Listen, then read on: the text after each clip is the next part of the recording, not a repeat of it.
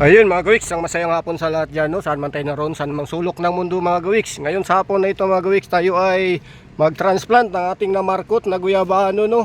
So nung tayo ay nagmarkot mga gawiks, hindi natin to na videohan kung paano natin ginawa, no? Kung paano natin to binalot. So ito mga gawiks, magmarkot tayo. Pakita natin kung paano to ginawa. Pero sa ngayon, ito muna ang gagawin natin mga gawiks dahil sa marami ng ugat. Ayan, marami ng ugat mga gawiks. Yan. Ito yung ginawa natin, oh. Hindi ko to na videohan kung paano ko to minarkot, pero parehas lang ang proseso niyan doon sa bayabas mga gawiks. So ito yung isa ay itatransplant na natin to. Nung pisahan ko na putol dito mga gawiks, ayan. Pinutol ko na ngayon dahil sa ayan yung ugat mga gawiks, naglabasan na, no. So lumabas na yung ugat niya mga gawiks, ayan. Yan yung ugat. Markot natin, putulin natin to mga gawiks. May putol. So yan na mga gawiks, gamit yung lagaring bakal, no. Naputol na natin yung isa, no. Yan, so mamaya yung isa naman dun sa kabila. Ayan yun sa kabila. So i-transplant muna natin to mga gawiks. Mayroon na tayong hinukay kaninang umaga. So yan. So transplant na natin. So yan na mga gawiks, no. Ito yung hukay natin. So lagyan ko muna to ng lupa doon sa ilalim. Yan. So tanggalin natin mamaya yung balot dyan mga gawiks.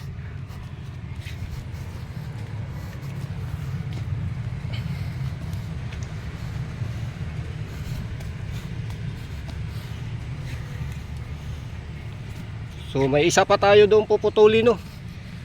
So yan mga gawiks, tanggalin natin yung tali natin dito. Yan, tanggalin ko lang to mga gawiks muna. So ayan mga gawiks, pagkatanggal nga natin ng balot, ayan yung mga ugat niya mga gawiks, no. Ayan. So ngayon yan ay ilagay natin dito mga gawiks sa butas. Yan. Tapos yan yung ating hinanda dito. So ilagay natin ngayon yan mga gawiks, no. Yan. So may kasama pang tali. Alisin natin yung tali na ginamit natin mga gawiks. Yun, no. Yan. So dyan siya ngayon mga gawiks. Yan yung ugat niya. Sana mabuhay yan. Tapos lagyan natin ng lupa. Yan.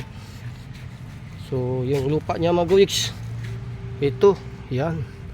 Paikutan natin.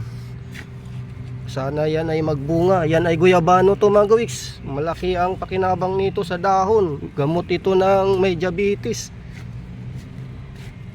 Siyempre kahit saan man ang mga dahon na to bihira lang din magkaroon ng mga puno dito sa syudad mga gawiks. Kaya kailangan natin magtanim dito.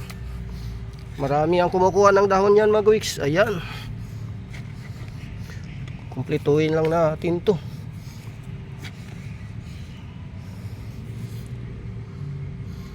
So right, mapupuno na natin.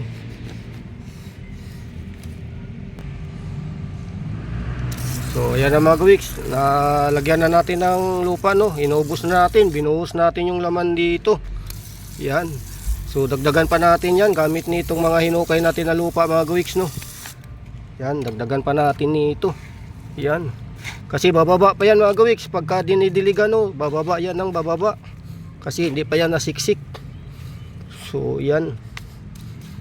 Right na yan. Tayo ay tapos na sa pagtatransplant sa namarkot natin na guyabano, no. So hindi ko pa naipakita. Nakalimutan ko mga gawiks. Hindi ko to na videohan dahil tinry ko lang to kung epektibo sa guyabano yung ginagawa nating pagmarkot sa mga bayabas.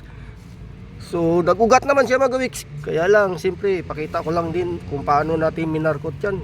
Disim lang naman ang proseso nito doon sa bayabas mga gawiks. Maraming beses na tayong kapag markot.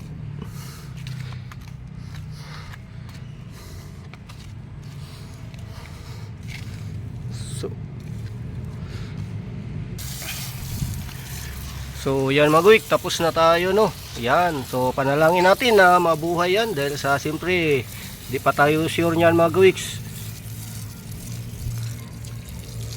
So yan ay hanggang dito lang muna. Tayo ay nakatapos na pag transplant ng ating markot na guyabano.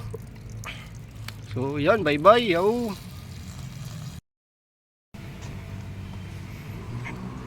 Ayun mga gawiks, no, update natin yung ating bagong transplant na ating tinanim nung mga nakaraan pang mga linggo mga gawiks, yung guyabano, no. Ayan. So itong mga gawiks ay masabi nating buhay na no. So halos isang buwan na to mga gawiks. Kaya masasabi nating buhay na kasi nagkaroon ng bagong dahon mga gawiks, no. Yung luma ay namamatay yung dahon, ayan, nangalaglag. Ayan, nangalaglag mga gawiks. Ngayon diligan na natin. Ayan, mga bagong dahon mga gawiks. Ayan, kulay green na maliliit. Ayan. Yan yung mga pumalit, no. So antayin natin ang paglaki nito at sana magkaroon ng bunga at maka-harvest tayo mga gawiks. So ito yung ating namarkot. Namarkot natin to na hindi tayo nakapag-video nga mga gawiks, no. So nung nagkaroon na siya ng mga ugat ay na-transplant na nga natin dito. So ito ay dalawa mga gawiks, dalawang puno yan na markot natin, ay dalawang sanga.